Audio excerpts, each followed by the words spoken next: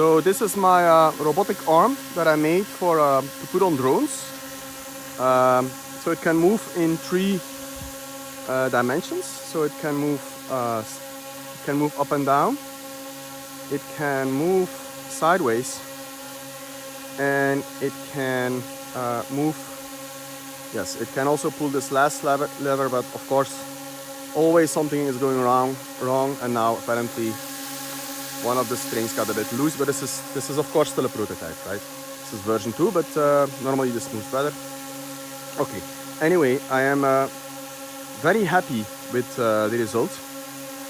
It is very stable in space. If you look at this, so if I would hold my my hand behind this, my hand is stationary. You can just see how close it remains to this point. And so I'll touch it slightly, almost.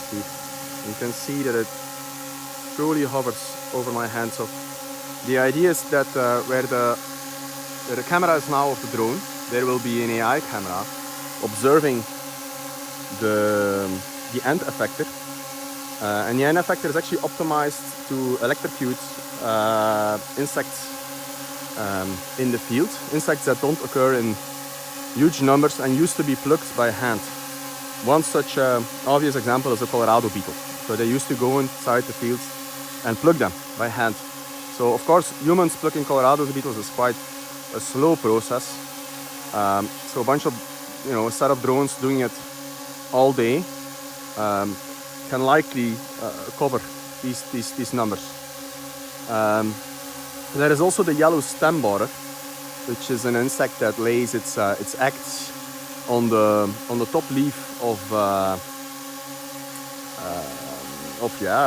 rice plants, and very easy to spot, very visible, and apparently a big problem in rice production. So again, with this technology, with this arm, it's not that difficult to go and see where they deposit these sacks of eggs, where they are, and basically with the arm electrocute them. You can see that it basically consists, the arm itself is made of very inexpensive materials. So it's some 3D printed parts, some servos, and right now I'm using an RC module to use the servos. But I'm very happy with that, the stability of the drone, given the fact that right now you see the high voltage module there hanging. And that's actually that's the heaviest component. I might be able to replace for certain insects the end effector by another means of filling, such as heat, right? So do like gluing hot wire or a sort of tiny drill. As I still have quite some, it's escaping me. This drone is also not tuned whatsoever for this use case, of course. So an actual designed drone for this would do a better job. And in all honesty, I picked a day with very little wind. There's only 6 kilometers an hour with wind now, so there's almost no wind. If I look at trees, no, it's quiet. There is no wind. But there is virtually no wind. If there is some wind, this will be more difficult. But in most parts of the planet, there are windy days and non-windy days, and it's likely sufficient that it can just operate on the non-windy days.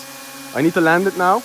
Anyway, I'm looking for people to help me and to kind of try out putting this this arm on their drone and playing around with it. It's very easy to make, and I will make an instructional video.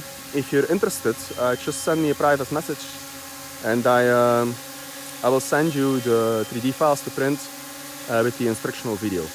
Okay, now I need to land. Bye.